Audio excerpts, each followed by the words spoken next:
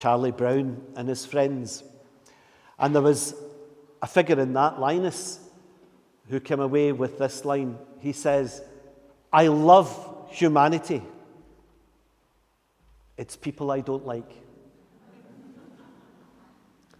And I think he's kind of onto something there. There's a wisdom that in a sense, when we hear Jesus asking us to love our neighbour as ourselves, I don't think there's anyone here today that won't buy into that.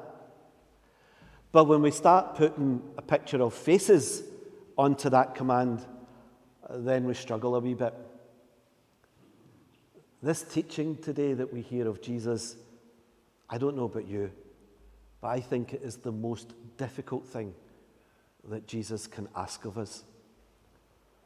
To love our enemies, to bless those who would hurt us, to pray for those who would persecute us, to turn the other cheek. This is not easy. This is hard. And it kind of goes against the grain. You know, that's not how the world works. And we almost have it instilled to us from a really early age. You know, who here didn't have the experience of being hit at school and going back and telling your mum and dad you've been hit? And what's their advice? Hit them back. And Jesus says, turn the other cheek. You know, from the earliest days, we're almost programmed to a different kind of reaction. That we want revenge. We want to hurt back when we've been hurt. You know, it doesn't come naturally to forgive those who hurt us. You know, to pray for those who would persecute us. This does not come easily. And it's difficult teaching of Jesus. You need to be a courageous person to do what Jesus is asking. And the thing is, the way of the world, the wisdom of the world would suggest to us that what Jesus is asking us to do is weakness.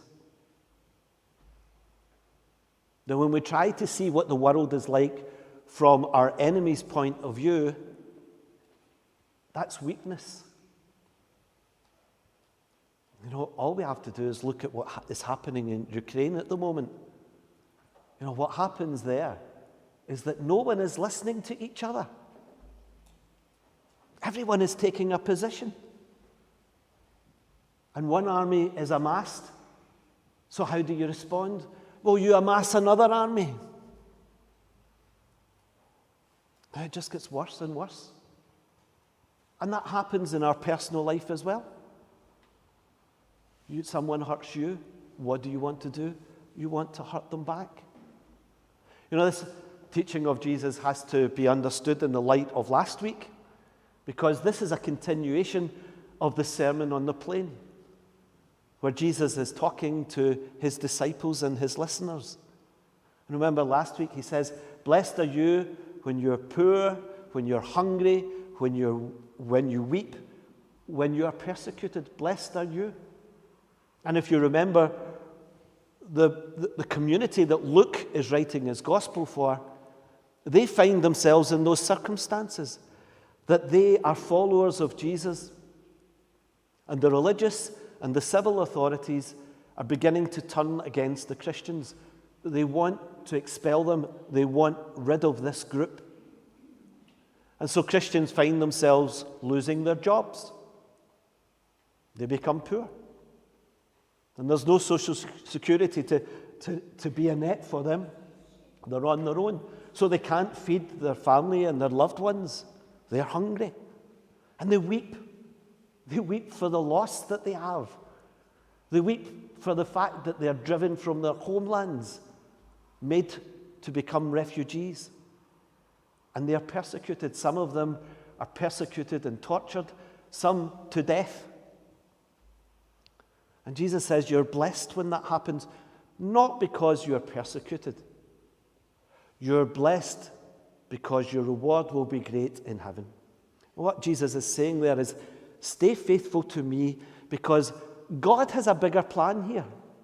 There is a bigger picture here. And so he continues his sermon in the gospel today. And he gives us practical advice about how to live in God's bigger picture rather than our own. And if we do what Jesus is asking of us today, he tells us we will become sons of God and daughters of God.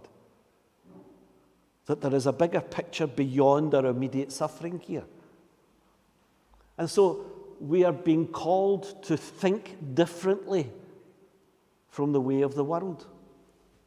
The first reading today is really helpful in this. It's the story of King David. And King Saul has fallen out with David. He's jealous of David and his success. And so he's hunting him down to kill him. And where we pick up the story today is that Saul and his army of 3,000 have camped up for the night, and they're all asleep. And David sneaks into the camp with his companion, and he comes across King Saul, who is sound asleep, with his spear beside him. And David's companion says, "This is our opportunity. We can take the spear now and kill him in his sleep. We can get rid of this problem." And David says, "No, because Saul, no matter our disagreement with him, Saul is the anointed king of God." So what David does is he takes the spear and he goes away so that Saul knows when he awakes that someone has been here. That David had the opportunity to revenge Saul, but he doesn't take it. He's a better person than that.